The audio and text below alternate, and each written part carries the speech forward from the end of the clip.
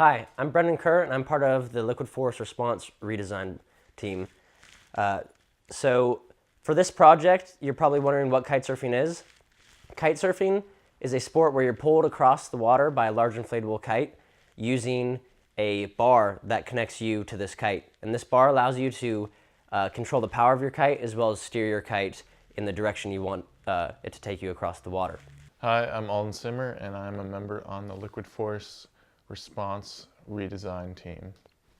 So we took the Liquid Force's response bar and noticed several problems with the existing bar, mostly in part the problems are due to a lack of ergonomics on the bar ends, too high of a part count, which makes the bar more expensive and also more likely to fail in the bar ends. And we did a full breakdown of the bar, part count, and then moved on to a redesign of the bar ends, and also of the bar center to provide a more ergonomic, economical, and useful, beautiful bar. So one of the first steps in the bar redesign was to conduct a literature review, and we looked at several components of the redesign to go research online. And two of those were looking at the colors in the bar and also the grip diameter. And we found a couple articles on the grip diameter, and basically these articles were talking about grip diameters in the workplace, because no one in the kiteboarding industry, no one has any peer-reviewed articles, so we had to look in other industries. And we found that a lot of the time they like to keep grip diameters at least a centimeter below the maximum grip diameter, which is measured from your pointer to your thumb. And so what this does is it reduces the stress on your forearm if it's at least a centimeter smaller than that circumference of your pointer finger to your thumb. As well, we researched color and using color as a cue for safety. So in the kiteboarding bar, there is a right side up so that the kite will steer to the left when you pull on the left side of the bar. And so this bar has two different colors, which it can confuse the rider, and you're not exactly sure if the bar's right side up or upside down. So we wanted to get rid of the two colors and put one color on one side and one color on the opposite side. So let's say you see red, you know the danger, bar's upside down, so you flip it over to the other side. And as well, we're introducing one side that has the Liquid Force logo on it. To begin this, the redesign of our bar, we first started off with a functional decomposition of the current bar. And so what we did with this was take apart the entire bar and do a component count and analysis of what each component, what its function was. So using this, along with a QFD analysis, we determined the key functions and components of this bar, and try to take just the key ones over as to minimize the component count for our future bar. The next thing we did was use 10 bars and 10 skilled kiteboarders and do a blinded ergonomic test. And what we had people do is rate the comfort of bars, the grip in their hand, as well as the bar center in their hand. And what we found with this was that we tested 4 different bar center types, and we concluded that there was only one that was statistically significantly worse than the other bar center types. So for our bar center, we chose a square center type that fits really well with the Liquid Force lineup and their current looks that they've been using, while not being large enough to score significantly worse on an ergonomic survey. The next thing we looked at was the grips.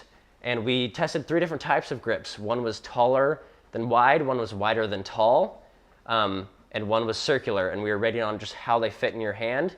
And we were not able to conclude with confidence that the grips differed from each other ergonomically. So what we chose to run with our bar is a circular grip. This decreases the component count because you don't need an extra piece of foam in here to offset the grip, while also maintaining good ergonomics. The last thing we looked at was the bar ends.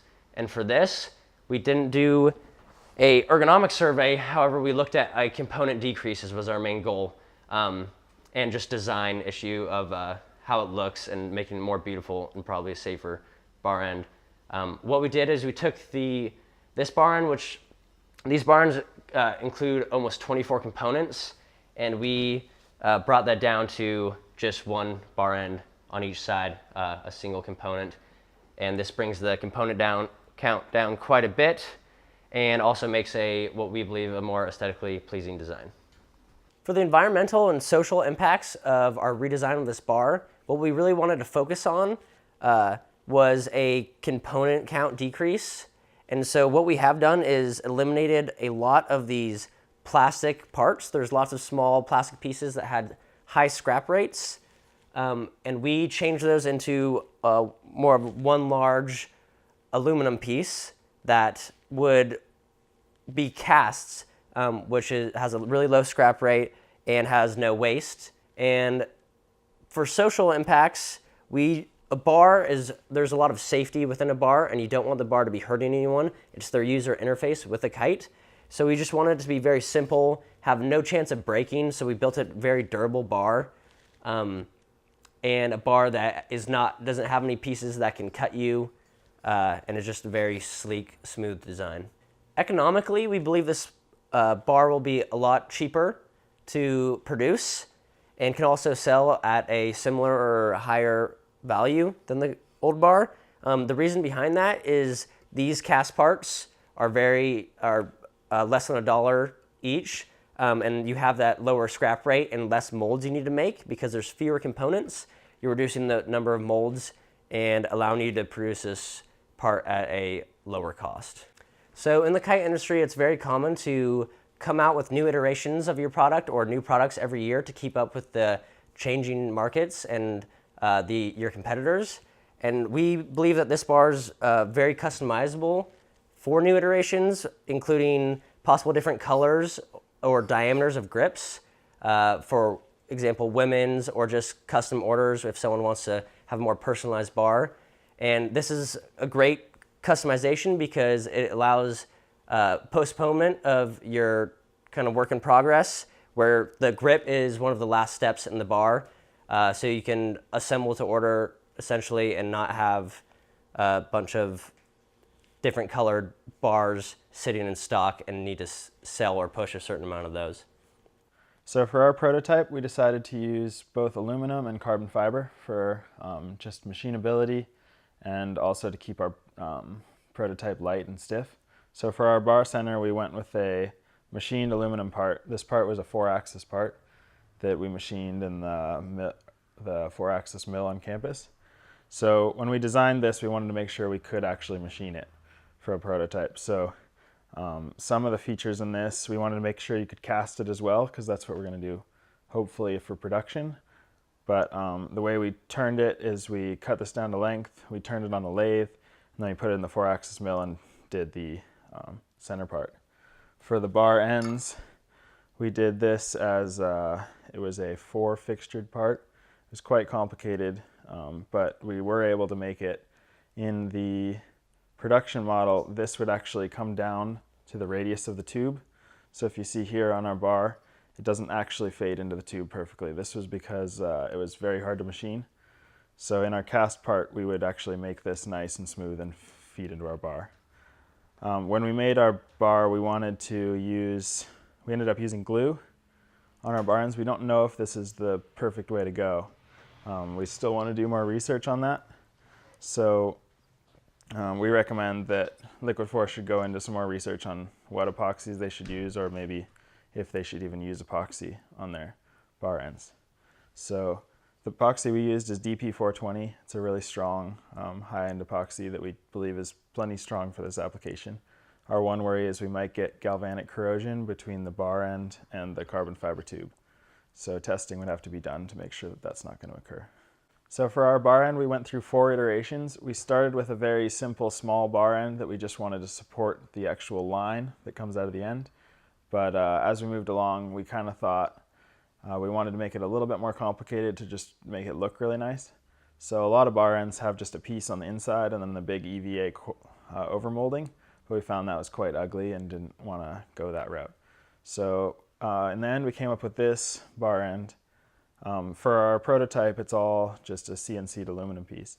But in production, and what I'm going to spend next quarter designing, is a way to make this outer section here rubber, so that if you were to hit it on your board or the things, it's soft, and it would also make the bar end a lot lighter. So what we're providing with Liquid Force, our deliverables are the complete prototype and proof of concept of this bar, physical one, and we're also including our CAD drawings and CAD files for the bar center and the bar ends. And along with that comes machine routings, part routings, that for the bar center and bar ends, including how we machine them for the prototype and estimates for machine time and machine cost. Along with that, we also did an assembly routing to kind of give them an idea of how we put this bar together. And all this material could be brought into a manufacturing facility and they could replicate this part. However, for cost estimates, we also did an assumption that if they were built in China, they would be cast, and we had to make a lot of assumptions on cost for those. But we came out with, if they were to produce 4,000 of these bars, we found that it cost them around $92,000 per year. And that includes a 1% scrap rate, which we believe is possible on this bar if it was cast, these parts were cast. And if they were to continue with their current design, they'd be looking at about $112,000 per year. And that includes a 3.5% scrap rate. And so overall, changing the design would be new. They could market it, hopefully sell more of these designs, and as well as lower their scrap rates and lower their overall costs by about $20,000. So moving forward, we do recommend that Liquid Force implement our bar redesign for next year's bar. This is mostly due to the economic impacts and the ergonomic impacts. Before implementing it though, we do recommend that more testing is done on the bar in the water. We got to test it out one day, but in the future we'd like to do more long-term testing to ensure that the glue bonding the ends and the center to the carbon grip is safe and sound and that it won't fail in the long term.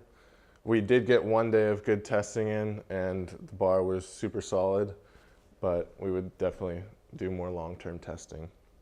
Another thing we would like to test more before the bar goes into market is using different grip materials on the bar. So we'd like to do more EVA grips, different color grips, and maybe even customizable grips that the users could customize online before they buy the bar.